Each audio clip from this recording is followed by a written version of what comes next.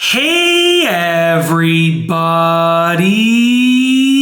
I'm here today to show you and tell you how to get more done in less time, and this will be an easy tutorial. Once again, the title and the topic for this video is the following. I will specifically be showing you and telling you specifically the following things, okay? And I promise this is the last time I'm saying it, just for full clarification so that you know what you're watching and I know what I'm saying, okay? I promise we're gonna get into the video and it's gonna be super useful, but I'm gonna say the title and topic one last time, just for full clarification and just for full, just understanding of what you're gonna watch and what I'm gonna be talking about, okay? So for the last time, I promise, the title and the topic for this video is the following. In this specific video, I will specifically be showing you and telling you how to get more done in less time, and this will be an easy tutorial. So without further ado, let's get right into this instructional video tutorial. Now that was a long intro, but I promise the information will be valuable. You wanna get more done in less time, aka you wanna be more productive, you wanna have more free time at the end while getting more stuff done, this is the video for you. There are basically two ways to go about this, and the best way is to combine both of them. So I'll go over the two methods,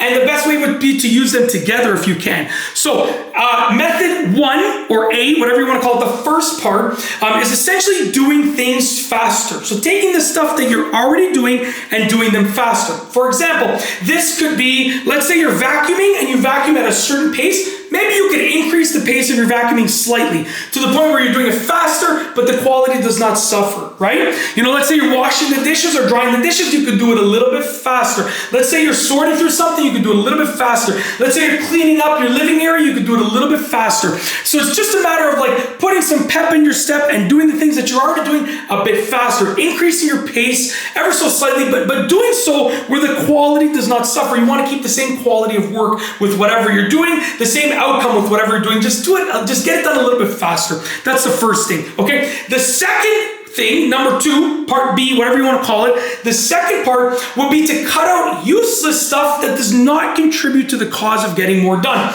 So you might be doing all these things throughout your day, and I want you to think about it and be honest with yourself. If you're doing things that do not contribute to the cause of getting more done, that are not productive, you can cut those things out, okay? Because essentially when you're trying to get more done, I just elbowed this door.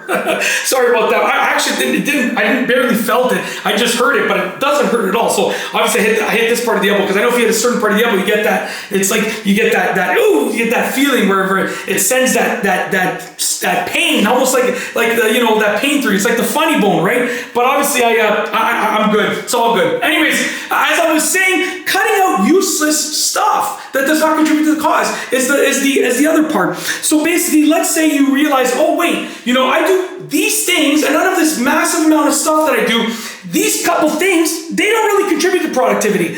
Sure, I'm doing them, and I'm doing them for a specific reason, but they don't contribute to the cause of getting more done, right? So, you know, you can cut them out. For example, you can even reduce them. So let's say you are on your phone for an hour a day just scrolling through social media. Well, you can just cut that down to 15 minutes, right?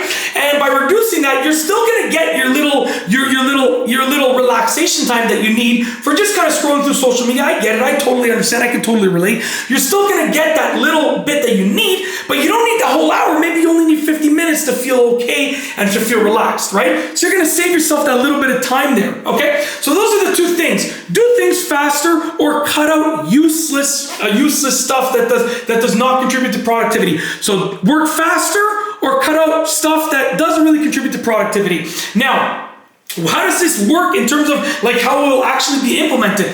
Well, let's just say that you would usually spend 4 hours doing this stuff, this grouping of tasks, okay?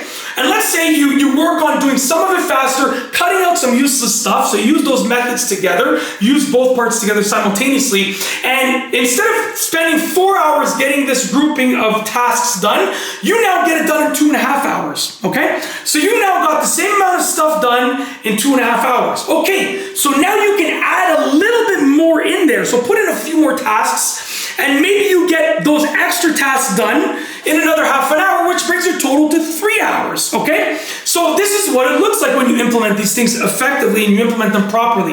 Before you were getting this much done in 4 hours, okay? Now, with implementing these things properly, you got this much done in 3 hours. So you got less done in 4 hours and you got more done in 3 hours. Less done in a greater amount of time, more done in a smaller amount of time, more done in less time, okay? If you implement these things properly, you can make use of it. Now, they seem easy, and to be honest with you, in principle and theory, they are easy, but in actual implementation, you know, they're not the easiest. So you got to figure out where those weak spots are, where those weak points are in what you're doing. And you got to take each of those weak points and turn them into strong points by using these methods. Okay, when you do that, hopefully you can get a lot more done in a lot less time. It's just a matter of implementing the methods properly. And that's basically it. Hopefully you can make use of them, and hopefully you can use them properly, and hopefully you enjoyed watching this specific video.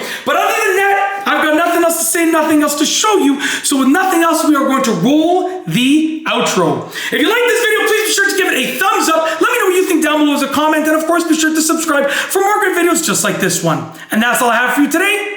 Thanks for watching.